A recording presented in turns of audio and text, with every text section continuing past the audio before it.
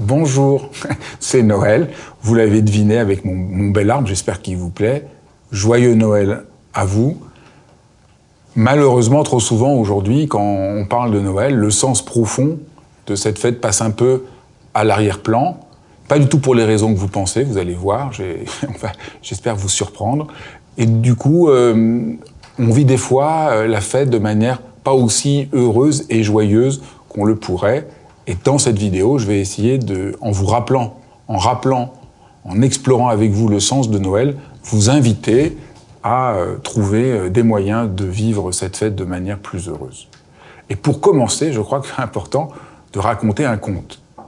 En fait, pour Noël, il y a une tradition qui est de raconter un conte, et vous allez voir pourquoi. Alors j'ai choisi de vous raconter, alors vraiment très sommairement, le conte de Dickens, qui est un des contes les plus connus de Noël, qu'il a écrit en 1843. Alors voilà, on va arriver au soir de Noël, et l'homme, un des hommes les plus riches de la ville, qui possède plein de choses, qui est un homme un peu dur, froid, Monsieur Scrooge. Je ne sais pas du tout si je prononce bien, du reste. Monsieur Scrooge déteste la fête de Noël parce qu'il déteste devoir offrir des cadeaux, que les gens fassent ça. C'est un homme froid, dur, un peu méchant et égoïste. Et il rentre chez lui, voilà, un peu bougon, et il voit un de ses anciens associés qui est mort depuis quelque temps, comme une sorte de fantôme, et qui lui dit « Je ne suis pas du tout heureux de voir ce que tu es devenu. » Alors il est un peu étonné, ce Monsieur Scrooge, qui a du reste, c'est Picsou, de Walt Disney, est un peu inspiré de cet homme avare et dur. Mais étrangement, donc il est un peu troublé et perdu, et puis vient le visiter 3 fantômes dans la nuit. Le premier fantôme, c'est le fantôme de son enfance. Et donc, d'un seul coup, voilà, cet homme qui ne pense qu'à ses comptes, qui a compté son argent, qui est coupé de tout, revoit son enfance et la dimension de tendresse et d'innocence de son enfance qui le bouscule profondément, qui le touche, alors qu'au fond, son cœur s'était fermé, il y avait comme une sorte de carapace, et il est troublé.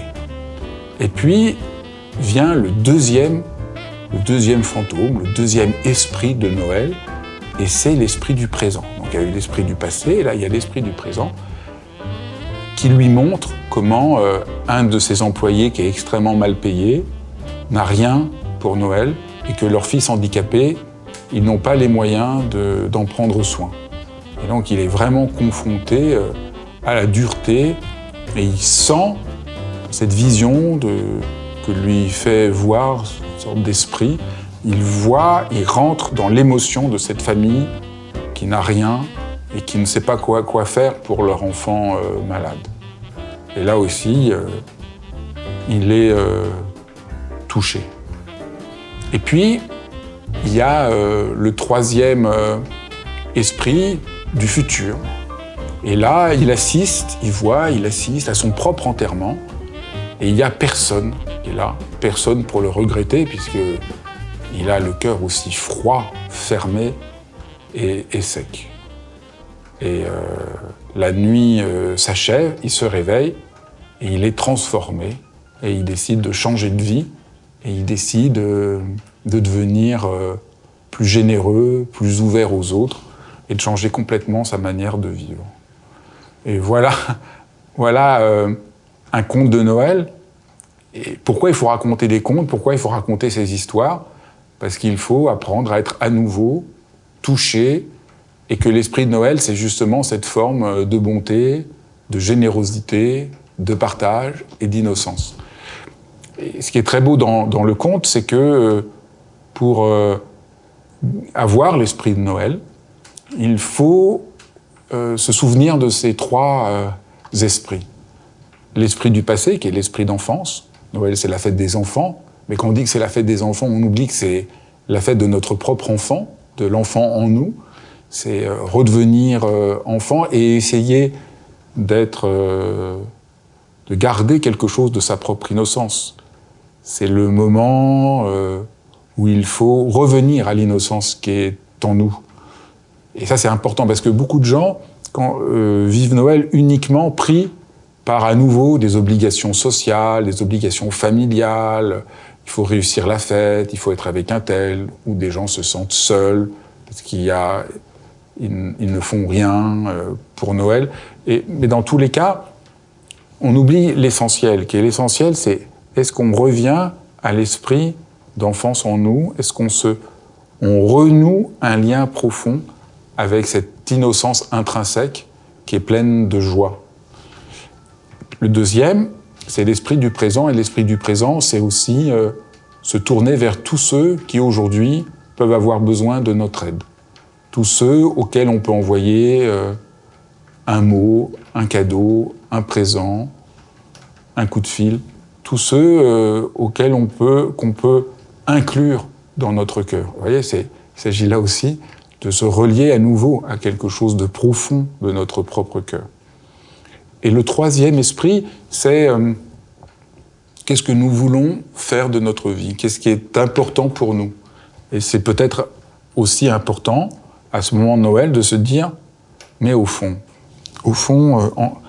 qu'est-ce que j'ai envie de vivre? Qu'est-ce qui est le plus important? Bien sûr, j'ai telle obligation, j'ai telle chose, mais qu'est-ce qui importe? Et là, on voit aussi que ce qui importe, c'est l'amour. C'est d'aimer, c'est de partager. Et dans les trois cas, qu'est-ce qu'on voit? Qu'on est toujours hésitant à aimer. On voudrait tous aimer, mais on a peur d'être un peu à nu, on a peur d'être maladroit, on a peur... Et donc on se ferme, on se retient, on reste un peu dans sa coquille. Et je crois que le sens de la fête de Noël, même si on n'est pas tous un vieux grincheux picsou, on est tous un peu tendance à se protéger, à se refermer. Et c'est le moment d'essayer de se souvenir de ce qui fait, qui a du cœur pour nous, d'oser dissoudre un peu cette sorte de couche qui enserre notre cœur. Et alors, le sens de la fête change, vous voyez. Le sens de la fête, c'est de partager un sens d'amour, un sens de joie. Et il y a plein de manières différentes de le faire. Alors pour certains, ça va être de le faire en famille. Pour d'autres, ça peut vouloir aussi essayer de le vivre autrement. Il y a plein de manières de le faire. Moi, j'aime beaucoup, pour la fête de Noël, me consacrer à des choses qui me touchent au plus profond de moi. Relire les poèmes les plus importants, écouter de la musique. Et je crois que, voilà, ce que je peux aussi dire pour ceux qui peut-être sont seuls, c'est au lieu de regretter, d'essayer de voir par où vous pouvez quand même être en lien avec l'esprit de Noël, avec l'esprit d'amour. Et si vous êtes avec des amis ou avec votre famille, c'est la même chose. Comment vous pouvez être fidèle à l'esprit de Noël et faire rayonner, au fond, ce sens de joie, ce sens d'innocence et cette ampleur du cœur qui s'ouvre. Voilà ce que je souhaite à tout le monde pour Noël, et nous avons tous un grand besoin de retrouver cette authenticité et cette sincérité. Je vous embrasse tous en vous souhaitant un très très joyeux Noël.